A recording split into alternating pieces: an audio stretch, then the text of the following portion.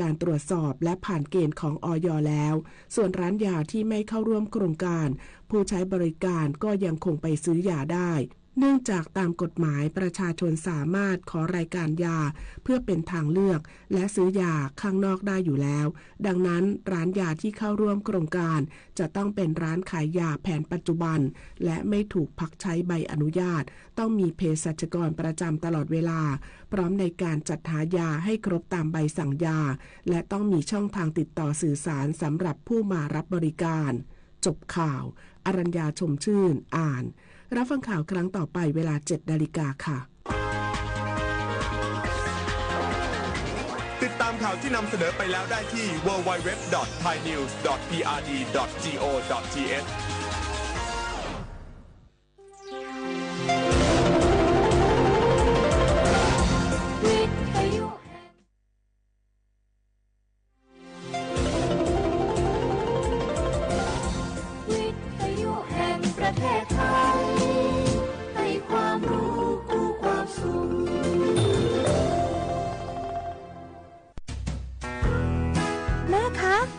เราต้องเคารพธงชาติและเปิดเพลงชาติไทยในเวลา 8 โมงเช้าและ 6 โมงเย็นล่ะคะก็เพราะว่าธงชาติและเพลงชาติไทยเป็นสัญลักษณ์ของความเป็นไทยให้เราภาคภูมิใจในความเป็นชาติและความเสียสละของบรรพบุรุษไทยไงล่ะ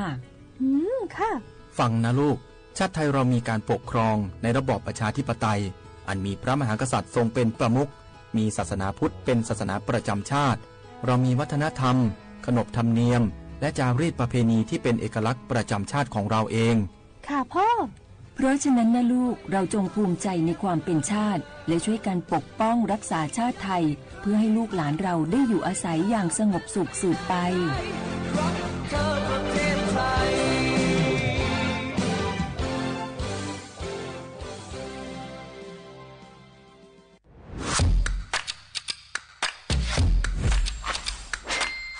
กลับมาแล้ววันนี้กับโครงการคนละครึ่ง plus รัฐออกครึ่งประชาชนออกครึ่งช่วยเศรษฐกิจไทยหมุนเวียนเติบโตถ้าเราช่วยกัน plus ต่อยอดให้เศรษฐกิจไทยเติบโตอย่างยั่งยืนด้วย5 plus plus ที่1เพิ่มช่วงอายุผู้เข้าร่วมโครงการจาก18ปีเป็น16ปี plus ที่2เพิ่มวงเงินใช้จ่ายจาก150บาทเป็น200บาทเพิ่มพลังซื้อของประชาชนเพื่อกระตุ้นการหมุนเวียนในระบบเศรษฐกิจฐานรากลดภาระค่าครองชีพ plus ที่3เพิ่มสิทธิพิเศษด้วยการดูแลผู้ที่อยู่ในระบบภาษีให้ได้รับสิทธิพิเศษมากขึ้นเพื่อสร้างแรงจูงใจให้ทุกคนร่วมอยู่ในระบบอย่างโปร่งใส plus ที่4เพิ่มโอกาสให้นิติบุคคลขนาดเล็กเข้าร่วมได้ให้ธุรกิจเติบโตเป็นกำลังสำคัญของเศรษฐกิจไทย plus ที่5เพิ่มทักษะใหม่เพื่อพัฒนาให้ร้านค้านำความรู้ใหม่ๆมาช่วยเพิ่มยอดขายลดต้นทุนเรียนรู้เติบโตและปรับตัวไปกับเทคโนโลยีใหม่เพื่อสร้างเศรษฐกิจที่แข็งแกร่งจากคนละครึ่งสู่คนละครึ่ง plus ไม่ว่าจะสั่งข้าวคนละจานชาเขียวคนละแก้วขนมเค้กคนละชิ้นหรือหลายๆชิ้นก็ใช้ส่วนลดได้ทันทีสูงสุดวันละ200บาทแถมใช้กับฟู้ดเดลิเวอรี่ก็ยังได้สำหรับประชาชนไทยอายุ16ปีเป็นต้นไปสมัครรับสิทธิ์ผ่านแอปพลิเคชันเป๋าตังวันที่ 20-26 ตุลาคม 2568สำหรับร้านค้าที่สนใจร่วมโครงการสมัครได้ผ่านแอปถุงเงินวันที่ 15 ตุลาคมถึง 19 ธันวาคม 2568แล้วเตรียมพร้อมรับลูกค้าจากทั่วประเทศเพราะนี่คือโครงการที่คนไทยทุกคนช่วยกัน plus เพื่อให้เศรษฐกิจไทยโตไปพร้อมกัน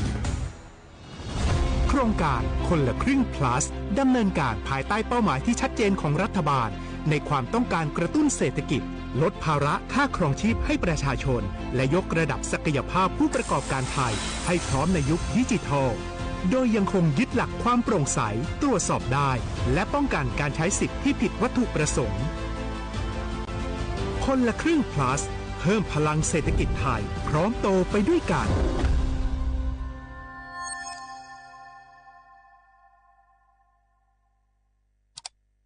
อ้าว แชร์เข้าไ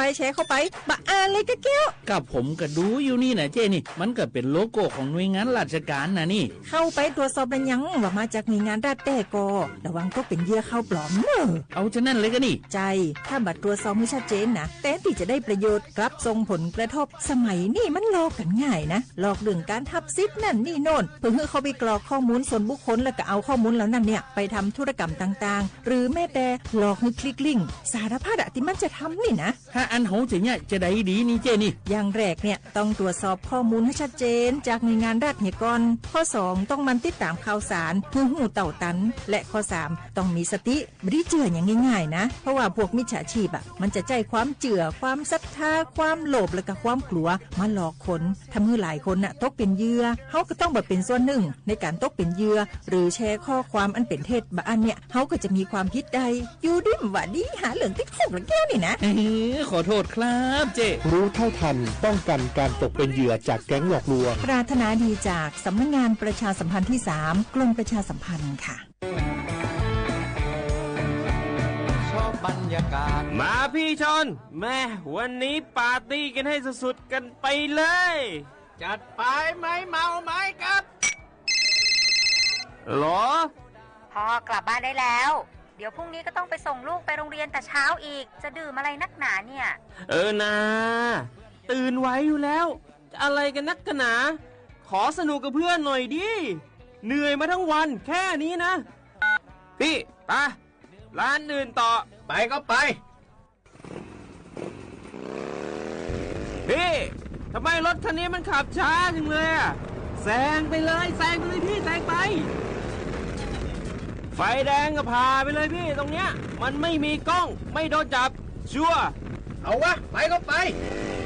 เฮ้ยพี่ระวังรถบนท้องถนนการตัดสินใจพลาดเพียงครั้งเดียวอาจไปถึงความสูญเสียอย่าให้ความสนุกเพียงชั่วครู่กลายเป็นความเศร้าชั่วชีวิตด้วยความปรารถนาดีจากสำนักงานประชาสัมพันธ์ที่3กรมประชาสัมพันธ์อ้าวแชร์เข้าไปบะอ่านเลยกะแก้วกับผมก็ดูอยู่นี่นะเจนี่มันก็เป็นโลโก้ของหน่วยงานราชการนะนี่เข้าไปตรวจสอบเป็นยังว่ามาจากหน่วยงานรัฐแต่ก็ระวังก็เป็นเหยื่อเข้าปลอมเนอะเอาฉะนั้นเลยก็นี่ใจถ้าบัตรตรวจสอบไม่ชัดเจนนะแต่ที่จะได้ประโยชน์กลับส่งผลกระทบสมัยนี่มันหลอกกันง่ายนะหลอกเรื่องการทับซิทนั่นนี่โน่นเพื่อให้เขาไปกรอกข้อมูลส่วนบุคคลแล้วก็เอาข้อมูลแล้วนั่นเนี่ยไปทำธุรกรรมต่างๆหรือแม้แต่หลอกให้คลิกลิงก์สารพัดที่มันจะทำนี่นะถ้าอันโหจะเนี่ยจะได้ดีนี่เจนี่อย่างแรกเนี่ยต้องตรวจสอบข้อมูลให้ชัดเจนจากหน่วยงานรัฐเหี่ยก่อนข้อ2ต้องมันติดตามข่าวสารหูเต่าตันและข้อ3ต้องมีสติไม่ได้เจืออย่างง่ายๆนะเพราะว่าพวกมิจฉาชีพมันจะใจความเจือความศรัทธาความโลภและก็ความกลัวมาหลอกคนทำให้หลายคนตกเป็นเหยื่อเขาก็ต้องเป็นส่วนหนึ่งในการตกเป็นเหยื่อหรือแชร์ข้อความอันเป็นเท็จบางอันเนี่ยเขาก็จะมีความผิดใดอยู่ดิ้มว่าดีหาเหลืองติดคุกหรือแก้วนี่นะขอโทษครับเจรู้เท่าทันป้องกันการตกเป็นเหยื่อจากแก๊งหลอกลวงปรารถนาดีจากสำนักงานประชาสัมพันธ์ที่3กรมประชาสัมพันธ์ค่ะ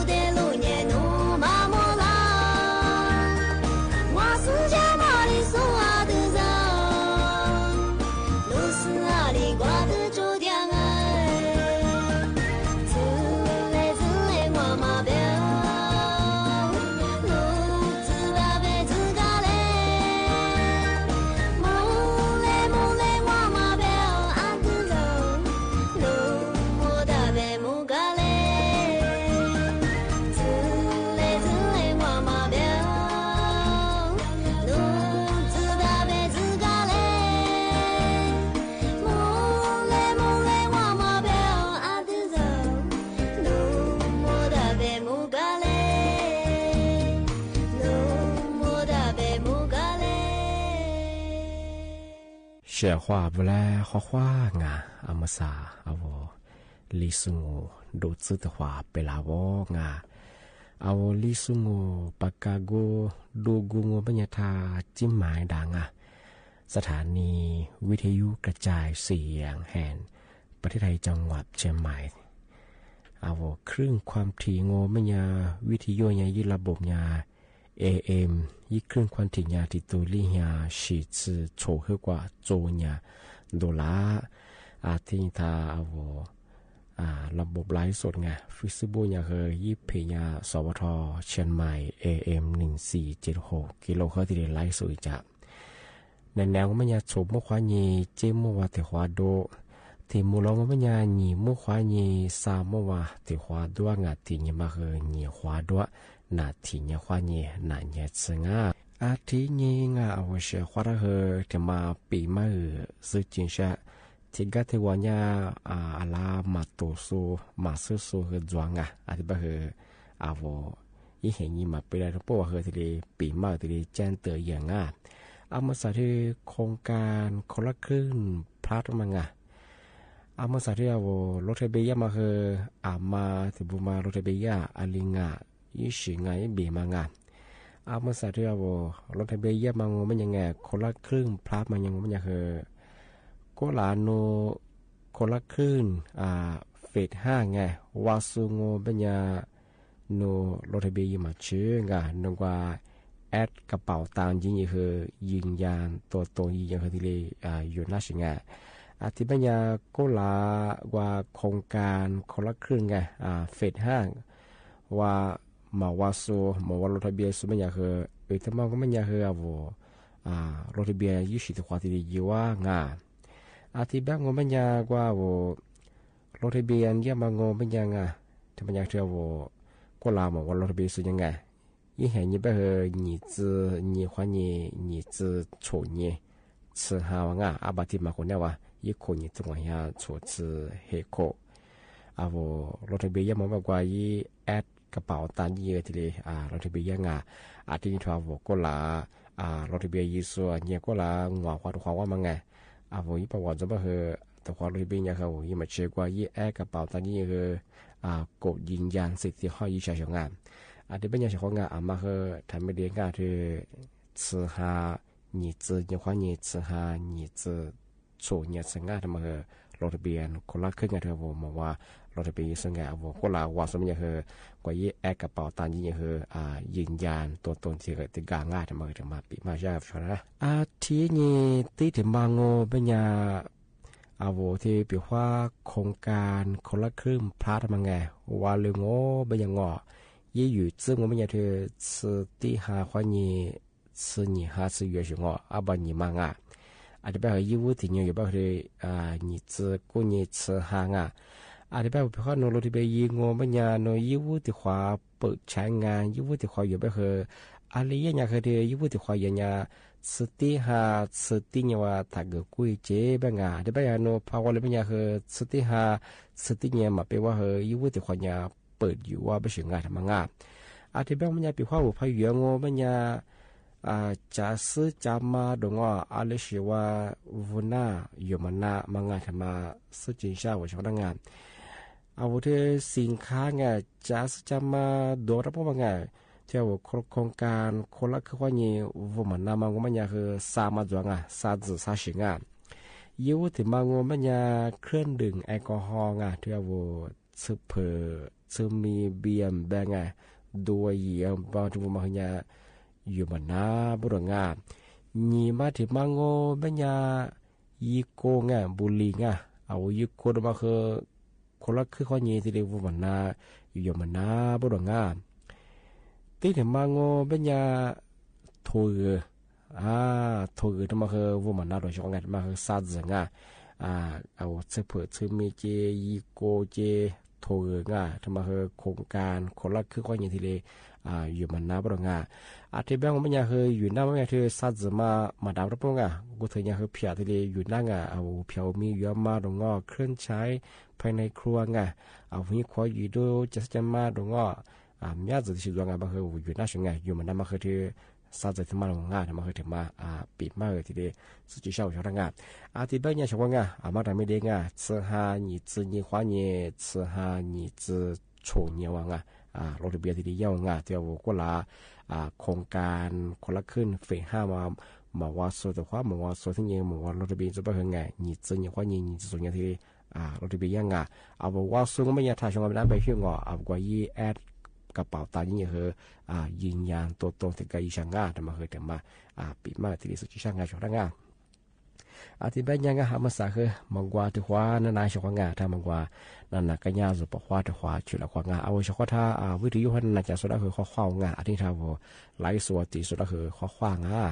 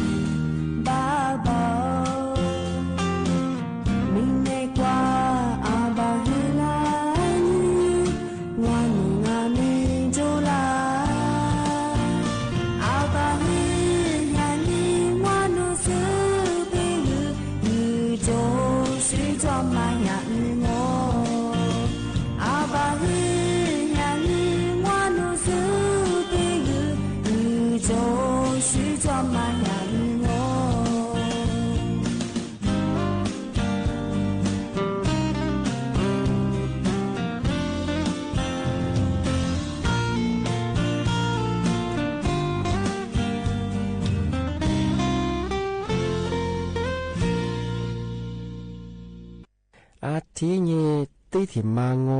เบียงาปีว่าโนโครงการคนละขึ้นมาสมาโวยิงยายุวาเลงโงเบียงาที่ก็ถือว่าคือนายสุจชิงา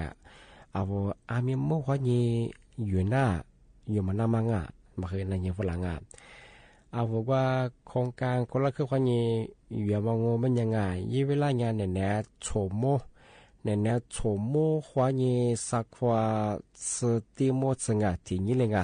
ยทำไมคนเดียวที่นี่อยู่แล้วชิงาที่โฉมโมมาไปว่านู่อยู่มาได้ชิงาที่นี่เธอสักว่าสติโมว่าพอคุยไปเหอะเอาโครงการคนละขึ้นมาเหอะที่เลยอยู่มานางเอาอยู่หน้ามันก็ไม่ยากเธอยี่เวลางานเนี่ยโฉมโมว่านี่สักว่าสติโมกันที่คนเดียวจะเข้าใจอยู่นอกงานแต่มาคือเอาชอยยาคือมาสบายทีนั่นยิ่งเวลามาคือมาถึงมาปีมาช่างทีนี้ที่ถิ่นบางโง่เป็นยังแต่ก็ถือว่าคืออะไรมาซื้อมาตัวสู้จวงที่บ้าคือปีมางคนละครึ่งงวดซื้อมาอาเชบ้างอาลิงมังงวดซื้อมาโง่เป็นยังเอารัฐบาลเอาละยีจอมันยาวงวดซื้อภาษียีจอชิงอาจจะแบบเอาเฮงงวดซื้อภาษีที่เรียบเบอร์ชิงปีว่าจะปีงอปัญญาเอาจะซื้อที่จะพับวางงอปัญญาจะซื้อกุมันที่เฮียบางงอปัญญาเอางวดซื้อบาเบื่อรัฐบาลเขาล่างงวดซื้อบาที่เรียบเบอร์จอชิงอาจจะแบบเฮงมาเฮงงวดซื้อแบบชิงอาจจะแบบงอปัญญาผู้บักเกมังงอปัญญาที่เอาว่าภาษีเอาภาษีเบอร์ส่งมันยาที่ยาวิมีกว่าอยู่ในระบบว่าดองมันยาคือที่ว่ามันยาคือนี่ตัวลี่เฮียบาที่เรียกว่าอาที่นี่ว่าอยู่ในระบบว่าระบบว่าภาษีเบอร์ว่าเอาวิมีความหมายด้วยว่าคือถั่วมาคือนี่ตัวบาที่เรียกว่าอาที่แบบมันยาที่มาว่าเรื่องมันยาเยอะมาคือที่นี่คนได้ว่ามันยาเยอะมากนี่เฮียบาที่เรียกมาเกิดคุยเจ็บโดยเฉพาะนี่เฮียบาอาที่แบบยาจะเส้นภาพวงมันยานี่เฮียแบบว่าคือรัฐบาลนี่เฮียเอานี่เฮียแบบว่าคือที่เนี่ยมาที่เรียกว่าเยอะงนี่เฮียแบบมันก็กล้วยเฉยๆอาจจะเป็นอย่างคือที่ติดความพายุใช่ป่ะคือที่ถึงยังหัวเหนียวเฉยที่ถึงยังถึงมาปีมาเลยทีเดียวสุดจะเช่าช่องทางอาจจะแบบมันอย่างคือนี่มีกับพวกควายนี่คือเอาโครงการคนละคืออยู่มั้งที่สิ่งหาสิ่งทีเดียวปีมาเงาะทีเดียวประกาศยังถึงมาปีมาทีเดียวสุดจะเช่าช่องทางทีนี้ที่มาที่เชียงเป็นยาอาจจะปีว่าชาววิลังคาเปิดสูงเป็นยังไงปีว่ายิ่งโครงการคนละขึ้นมาตาดูยิ่งเชียงเป็นยังไงยิ่งเงื่อนไขอะไรลีจอมาหงว่าถึงมาปีมาเชียงช่วงงานยิ่งถึงบางเป็นยังคือเป็นกิจการประเภทร้านอาหารจะเชื่ออาทิตย์นี้คือว่าร้านอาหารเครื่องดื่มอาทิตย์นี้ว่าสินค้าจะมาประมาณไงที่ทั่วไปที่บางอย่างเคยบางอย่างเคยยุบสัญญาเคยที่ผู้ประกอบการรายย่อยดำมาเปิดโซเชียลที่เห็นบางงบางอย่างบางเคยว่าไม่ได้จดทะเบียนในรูปแบบที่นิติบุคคลทำมาเคยที่จดไปแล้วคือโครงการมาเคยตัดเดิมมานานที่เห็นบางงบางอย่างว่า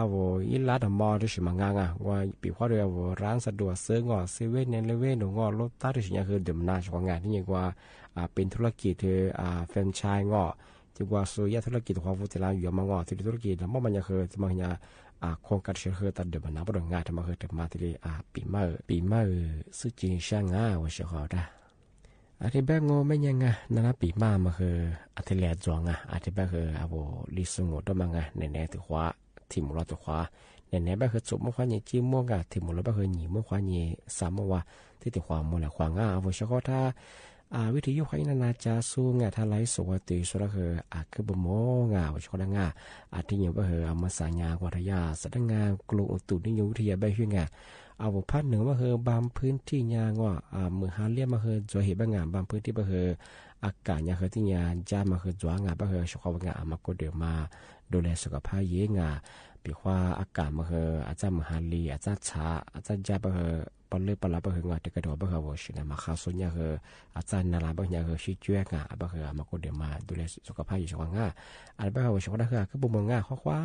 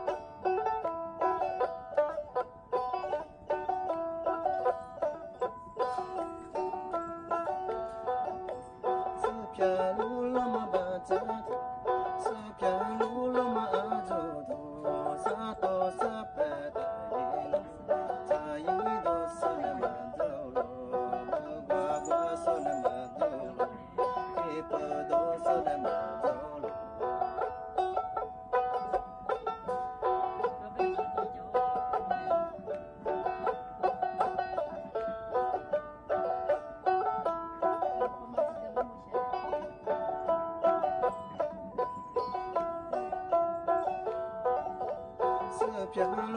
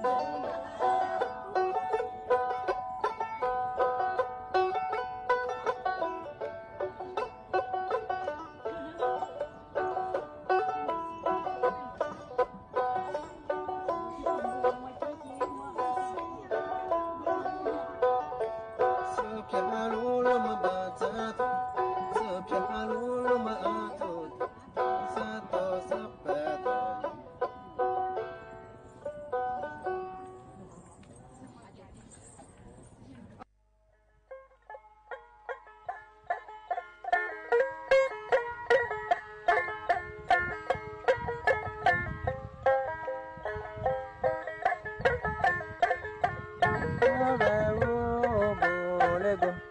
aya wo go lego pati pa ya le ye agama ma ni pe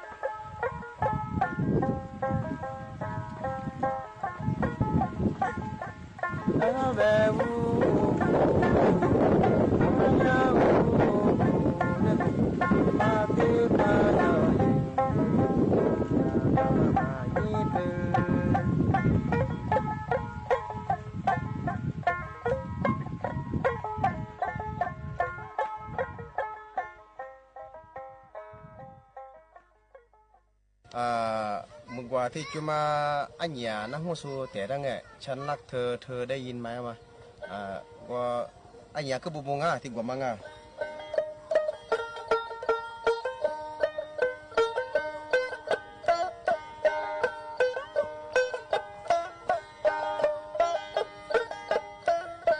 ฉันรักเธอตัว เธอได้ยินไหม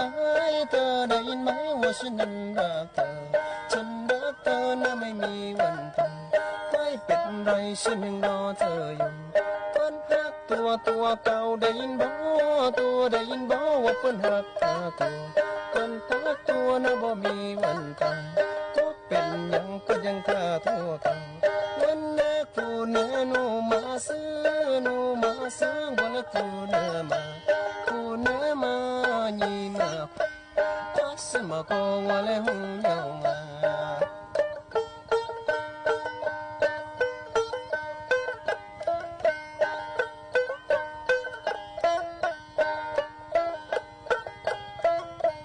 ฉันรักเธอตัวเธอได้ยินไหมเธอได้ยินไหมว่าฉันนั้นรักเธอฉันรักเธอนะไม่มีวันตายไม่เป็นไรฉันยังรอเธออยู่ตัวเก่าได้ยินบ่ตัวได้ยินบ่ว่าเพิ่นรักเธอตัวเพิ่นรักตัวนะบ่มีวันตายบ่เป็นหยังเพิ่นยังเธอตัวเก่าวันนี้กูเนนูมาซื้อวันนี้กูเนมาညီมาฟังอาสมะกงว่าแล้วหูยองมา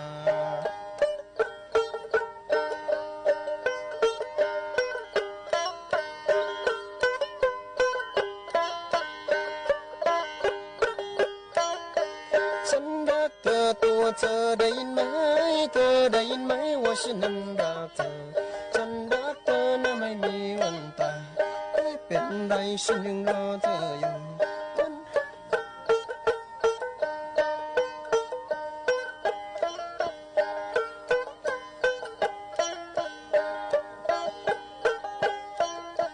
ฉันรักเธอตัวเธอได้ยินไหม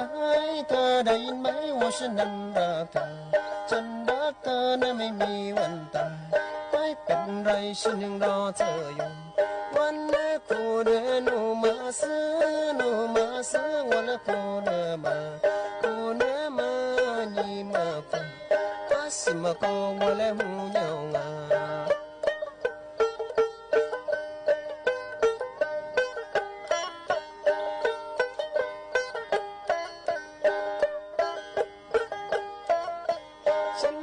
เธอตัวเธอได้ยินไหมเธอได้ยินไหมว่าฉันนั้นรักเธอฉันรักเธอนะไม่มีวันตายไม่เป็นไรฉันยังรอเธออยู่วันนี้กูเนนูมาซื้อวันนี้กูเนมาညီมาดงอาสมะกงว่าแล้วหูยองอ่ะ